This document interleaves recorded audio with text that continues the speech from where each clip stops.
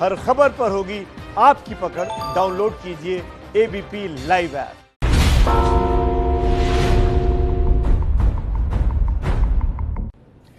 नमस्कार, मैं अनुराग मुस्कान घंटी बजाओ शो में आपका स्वागत करता हूं। आज का मुद्दा क्या है? आज का मुद्दा है शिक्षा का हक दिया तो शिक्षा के संसाधन भी तो दो। देश में कोरोना के कारण लॉकडाउन हुआ है, स्कूल बंद हो गए हैं, तो देश में ज्यादातर स्कूल ऑनलाइन पढ़ाई कराने लगे हैं। यह अच्छी बात है, लेकिन सवाल तो यह है कि देश में जब शिक्षा का अधिकार बच्चों को दिया गया तो कोरोना संकट काल में ऑनलाइन पढ़ाई के दौरान गरीबों के बच्चों से संसाधनों की कमी के कारण वही शिक्षा का अधिकार क्यों छिन रहा है?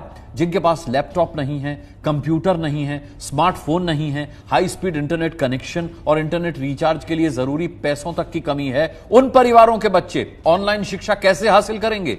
इसीलिए आज आपको यह रिपोर्ट देखकर जोरदार घंटी बजानी है। हमारी मांग है कि सरकारें वो रास्ता निकालें जिससे ऑनलाइन पढ़ाई के दौरान देश के किसी भी बच्चे का शिक्षा अधिकार न छीने। आप सहमत हैं तो 8422840000 पर मिस कॉल देकर के जोरदार आवाज उठाइए।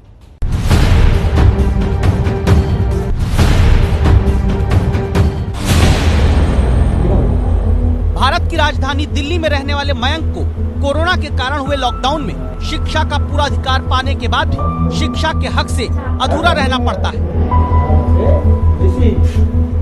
क्यों? मेरे पापा के पास एक फोन था, बस वो एक ही फोन था जो टूट गया है। इसी की वजह से हम पढ़ाई नहीं कर पा रहे हैं। दिल्ली के निजी स्कूल में पढ़ने वाली अदिति और उसके 2 भाई बहन शिक्षा का हक देने वाले देश में संसाधन की कमी के कारण पूरी पढ़ाई नहीं कर पा रहे हैं। क्यों? बहुत प्रॉब्लम्स आती हैं। दोनों कहते हैं कि नहीं मुझे चाहिए, इस तरह से मुझे भी काम करने में डिस्टर्बेंस होती है। लखनऊ में निश्चल और उसके छोटे भाई को भी शिक्षा का अधिकार देने वाले देश में पूरी शिक्षा पाने में दिक्कत हो रही है। क्यों? नेट कभी कभी आता नहीं है और ख़त्म हो जाता है, रिचार्ज कराने में देर हो जाती है, इसलिए 1-2 क्लासेस छूट जाती हैं। और लखनऊ के एक प्राइवेट स्कूल में पढ़ने वाली एंजल भी लॉकडाउन में अपनी क्लास के बाकी बच्चों की तरह ऑनलाइन पढ़ाई करती हैं, लेकिन शिक्षा का पूरा हक पाने से वंचित रह जाती हैं। क्यों? बस रिचार्ज ही नहीं होता है। मार्च के दूसरे और तीसरे हफ्ते से देश के तमाम स्कूल कोरोना के संक्रमण के चलते बंद कर दिए गए और फिर लॉकडाउन बढ़ता गया, स्कूल खुले नहीं। तब देश में स्कूलों ने और सरकारों ने ऑनलाइन शिक्षा देने का रास्ता निकाला, लेकिन इस रास्ते में भारत के लाखों करोड़ों बच्चों के शिक्षा के अधिकार पर गरीबी का वायरस रोड़े अटकाने लगा, जहां बच्चों को ऑनलाइन पढ़ाई में संसाधनों की कमी का सामना करना पड़ रहा है। केंद्रीय सरकार हो या दिल्ली सरकार हो, उन्होंने अलग अलग तरकीबें निकाली कि बच्चों की पढ़ाई लिखाई पर कोई असर ना आए, वो अपनी पढ़ाई लिखाई अच्छे से कर पाएं। लेकिन अभी भी कुछ ऐसे बच्चे हैं जो ऑनलाइन शिक्षा प्राप्त नहीं कर पा रहे, क्योंकि आर्थिक रूप से कमजोर वर्ग में पढ़ रहे छात्र छात्राओं के पास किताबें तो हैं, लेकिन वो संसाधन नहीं, वो मोबाइल नहीं या लैपटॉप नहीं या हाई स्पीड इंटरनेट नहीं, जिससे वो जो अपनी पढ़ाई है उसको अंजाम दे पाएं। ये बेहद साधारण सा घर 38 साल के लक्ष्मण का है। दिहाड़ी पर कारपेंटर का काम करने वाले लक्ष्मण का बड़ा बेटा निजी स्कूल में 3री क्लास में, छोटा बेटा सरकारी स्कूल में केजी में पढ़ता है। सरकारी स्कूल में छुट्टियां घोषित हो चुकी हैं। बड़े बेटे के निजी स्कूल में ऑनलाइन क्लास अभी चल रही है, लेकिन अपनी क्लास के बाकी बच्चों की तरह मयंक को ऑनलाइन पढ़ाई करवाने में लक्ष्मण सक्षम नहीं हो पा रहे, क्योंकि घर में पैसे है नहीं, कंप्यूटर लैपटॉप है नहीं। आप कहेंगे स्मार्टफोन तो होगा, सस्ता ही सही, लेकिन सुनिए, प्रॉब्लम्स हो रही है। जैसे कि क्या? मेरे पापा के पास एक फोन था, बस वो एक ही फोन था जो टूट गया है।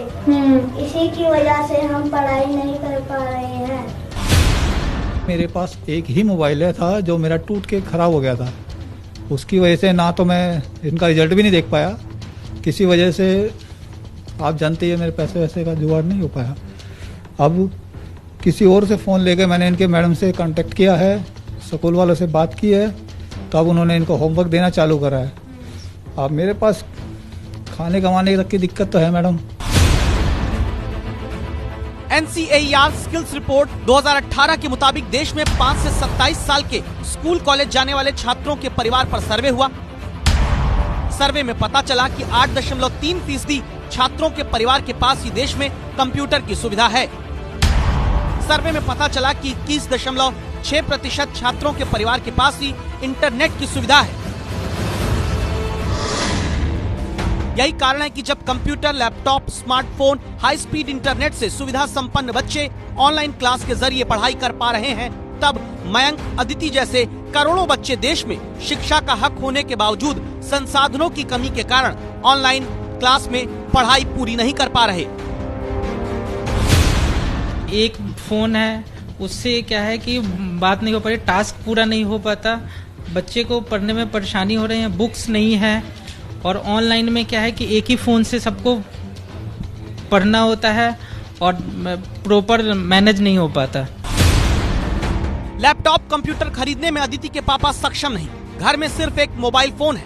बच्चे घर में 3 हैं। निर्धन वर्ग के बच्चों को निजी महंगे स्कूलों में मिलने वाले दाखिले के अधिकार के तहत राकेश कुमार के बच्चे प्राइवेट स्कूल में पढ़ते हैं। देश के संविधान में शिक्षा का अधिकार दिया गया, जो कहता है भारत में 6 से 14 साल तक के बच्चों को अनिवार्य और मुफ्त शिक्षा पाने का अधिकार है, जो बच्चों के समग्र विकास, बच्चों के ज्ञान और प्रतिभा निखारने को सुनिश्चित करेगा।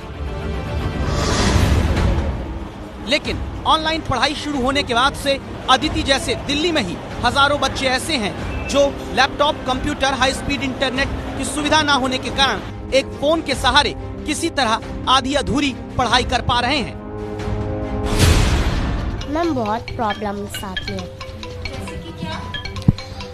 जब मैं काम करती हूँ तो ये दोनों मुझे मेरा काम करने देते हैं, फिर जब ये काम करता है तो रोशन ले लेता है, रोशन का काम थोड़ा सा छूट जाता है तो ये ले लेता है, ये इसका काम थोड़ा सा छूटता है तो दोनों कहते हैं कि नहीं मुझे चाहिए। इस तरह से मुझे भी काम करने में डिस्टर्बेंस होती है। आगे आपको देखना जरूरी है, क्या ऐसा सिर्फ दिल्ली में हो रहा है? क्या देश के दूसरे राज्यों के गरीब बच्चे भी लॉकडाउन में ऑनलाइन शिक्षा से वंचित हो रहे हैं? जिनके पास लैपटॉप है भी, गरीब घर के वो बच्चे क्यों नहीं ऑनलाइन पूरी तरह पढ़ पा रहे? ऑनलाइन पढ़ाई अभी जरूरी है, लेकिन गरीब परिवार पर कितना बोझ आने लगा है।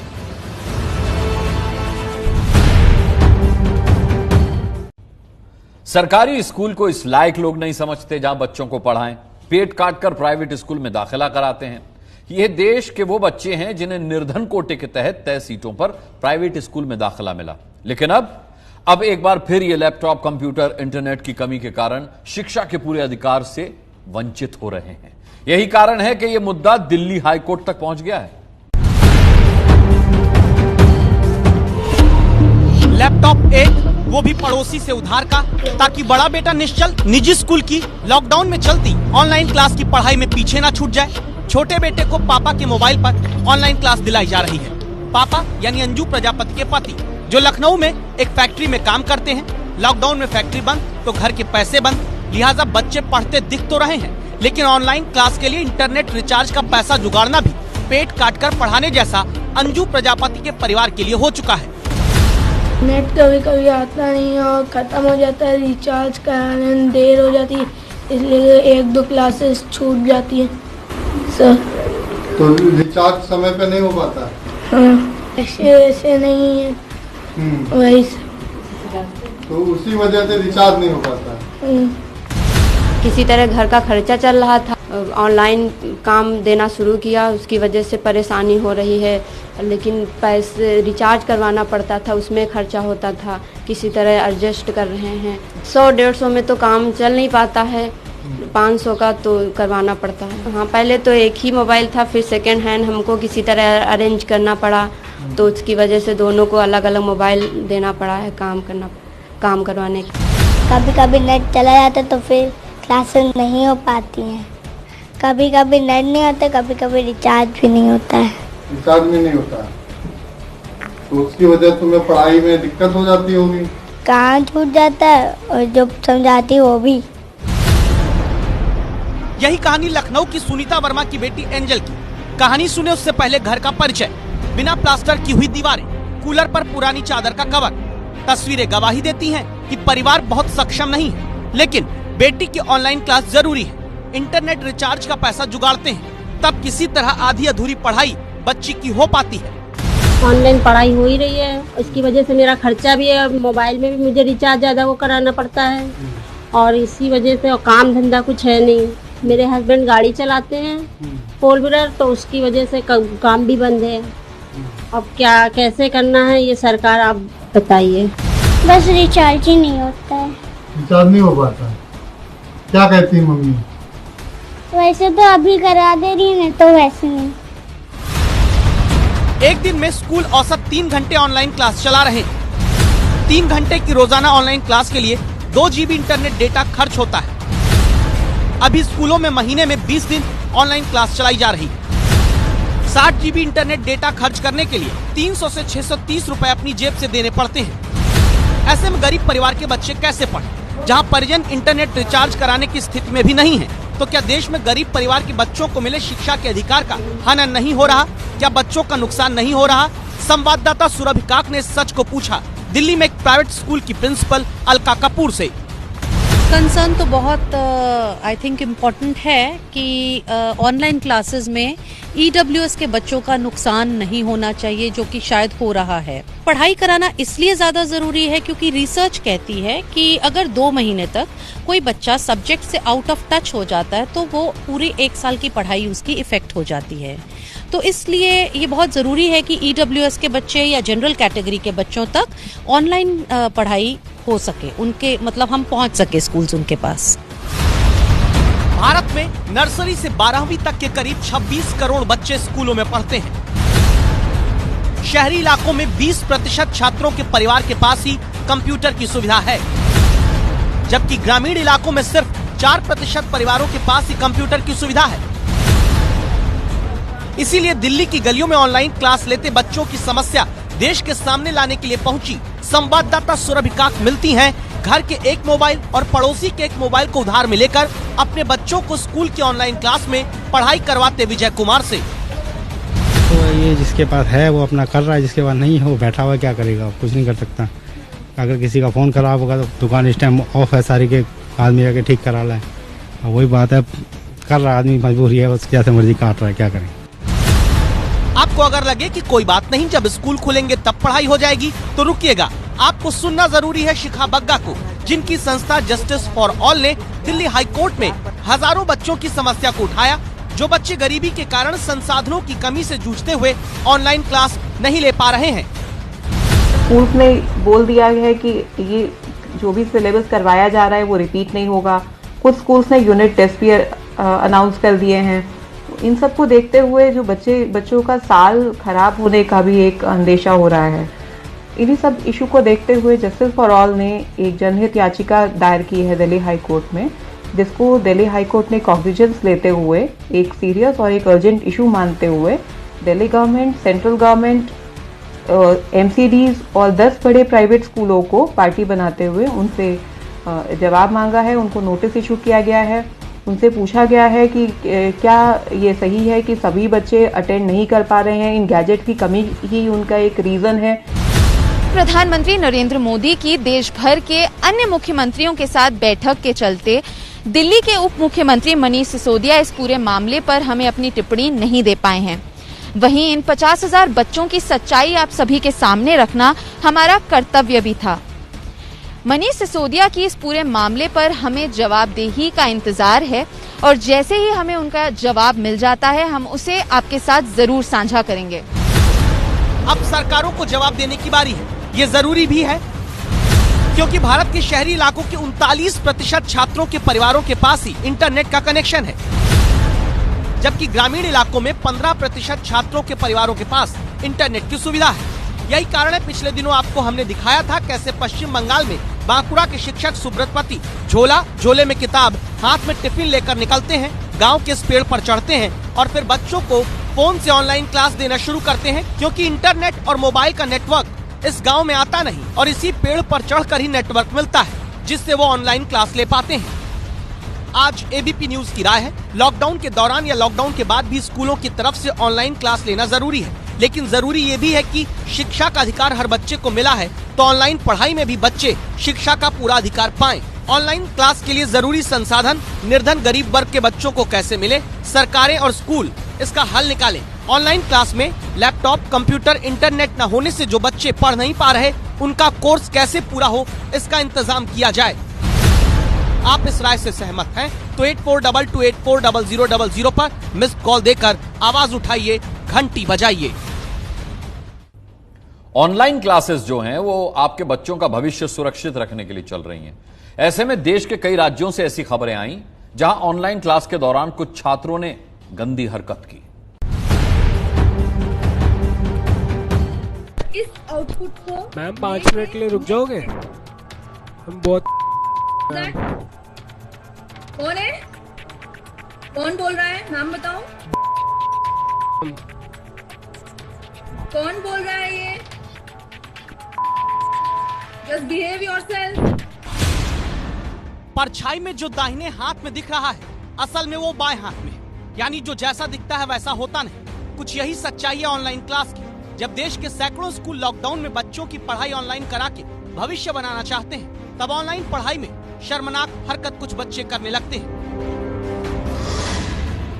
ऑनलाइन पढ़ाती शिक्षिका के सामने टॉयलेट जाने की इजाजत मांगते हुए भद्दे कमेंट किए, पढ़ाई के लिए बने व्हाट्सएप ग्रुप में अश्लील वीडियो डाल दिए, ऑनलाइन क्लास के दौरान साथी छात्राओं पर भद्दे कमेंट कर दिए, ऑनलाइन क्लास के दौरान गंदी तस्वीरें कुछ छात्रों ने पोस्ट कर दी। शिकायत लखनऊ में चाइल्ड वेलफेयर कमेटी तक पहुंच गई। शब्द अपशब्द में बदल गए और बहुत ही एक ऑब्जेक्शनेबल लैंग्वेज बच्चा यूज करने लग गया। ऐसा हुआ और इतना एम्बैरेसिंग सिचुएशन हुआ जो कि सारे दूसरे बच्चे भी सुन रहे थे। टीचर इतनी एम्बैरेस हुई कि उनको क्लास तुरंत इमीडिएटली छोड़ना पड़ा। तो ये एक मेजर कंप्लेन आई है। इसके अलावा कुछ ऐसी कंप्लेन्स भी आई हैं कि कुछ पेरेंट्स हैं वो थोड़ा वक्त बेवक्त टीचर को थोड़ा फोन कर देते हैं, वीडियो कॉलिंग हो रही है। तो इस तरीके की भी कुछ कंप्लेन्स आ रही है। ऐसे मामले उत्तर प्रदेश की राजधानी लखनऊ समेत कई शहरों से निकलकर सामने आए हैं, लेकिन पुलिस में शिकायत दर्ज कराने के बजाय स्कूल और टीचर की बदनामी को देखते हुए ऐसे छात्रों की करतूत पर उनके खिलाफ स्कूल स्तर पर ही कार्रवाई की जा रही है। संवाददाता संजय त्रिपाठी को कई अभिभावकों ने बताया कि अब वो अपने बच्चों के साथ ही ऑनलाइन क्लास के दौरान मौजूद रहते हैं ताकि छात्राएं ऑनलाइन क्लास के दौरान किसी गंदी शरारत का शिकार न हो। पढ़ाई से ज़्यादा इसमें अश्लीलता फैल रही है कुछ बच्चों की वजह से, और इस माहौल में बहुत अच्छा ऑप्शन था इन क्लासेस को लेने का, लेकिन जो है कुछ बच्चों की वजह से ये जो प्रोसेस है ये कहीं ना कहीं इसका बड़ा दुरुपयोग हो रहा है। ऐसा क्यों हो पा रहा है? क्यों कुछ छात्रों की ऐसी हिम्मत हो जाती है? वजह सुनिए अनएडेड प्राइवेट स्कूल एसोसिएशन के अध्यक्ष अनिल अग्रवाल से। जूम ऐप चल रहा था, गूगल मीट चल रहा था, तो जूम ऐप में थोड़ा सा फीचर में ये दिक्कत होती है कि इमीडिएटली ट्रेस नहीं हो पाता, क्योंकि आवाज आनी शुरू होती है तो 1 2 4 लोग अगर एक साथ बोले तो ट्रेस करना मुश्किल हो जाता है कि कौन उसको बोल रहा है। या सडनली किसी ने उसमें एक मोबाइल में स्क्रीन प्रेजेंट करने का फीचर होता है कि उसने प्रेजेंट कर दी, तो जब तक ट्रेस हो तब तक उसने हटा लिया, क्योंकि ये कुछ सेकंड्स की चीजें होती हैं। तो ये जो चीजें हुई ये बड़ी गलत थी। भारत में भी चीनी सर्वर वाले जूम ऐप के जरिए ज्यादातर स्कूलों में पढ़ाई हो रही है। क्लास में किसने क्या बोला टीचर देख लेते हैं। ऑनलाइन क्लास के दौरान ऐप पर वीडियो बंद करके कुछ बोलने वालों को तुरंत नहीं देखा जा पाता। सिंगापुर में ऑनलाइन एजुकेशन के लिए इस्तेमाल किए जा रहे जूम ऐप पर पाबंदी लगा दी गई है। ये फैसला इसलिए किया गया क्योंकि हैकर्स ने इस ऐप को उस वक्त हैक किया जब ऑनलाइन क्लास चल रही थी। हैकर्स ने ऐप पर अश्लील तस्वीरें डाली और छात्रों को दिखाई, जिसके बाद इसे बैन करने का फैसला लिया गया। इसी कारण प्राइवेट स्कूल अब उत्तर प्रदेश में ऑनलाइन क्लास के दौरान कुछ बच्चों की गंदी शरारत को रोकने के लिए तमाम उपाय कर रहे हैं। एक तो स्कूल यूनिफॉर्म में ही अटेंड करेंगे और अटेंडेंस एकदम कंपलसरी है। और कोई भी बच्चे को हम लोगों ने ऐसे भी उनसे बात की स्पेशलिस्ट से कि बच्चा वीडियो ऑफ नहीं कर पाए, सबके चेहरे नजर आए। फिलहाल अभी शिक्षक स्कूल सिर्फ ऑनलाइन क्लास में बदतमीजी करते छात्रों से माफी मंगवाकर उनकी काउंसलिंग कर रहे हैं, लेकिन अगर दोबारा हुआ तो कानून क्या करेगा? अभिभावकों को बुला करके उनको सही रास्ते में रखने का, अगर इसके बाद भी अगर कोई कार्य करते हैं तो फिर अगर जुवेनाइल है तो उनके भी जो नियम कानून है इसके तहत भी कार्रवाई कर सकते हैं। शिष्टाचार स्कूल नहीं परिवार सिखाए तो ज्यादा अच्छा रहता है। इसीलिए अगर आपके भी बच्चे ऑनलाइन क्लास ले रहे हैं तो उनके साथ बैठिए, देखिए वो पढ़ाई कर रहे हैं या किसी गलत बच्चे की संगत में आ रहे हैं।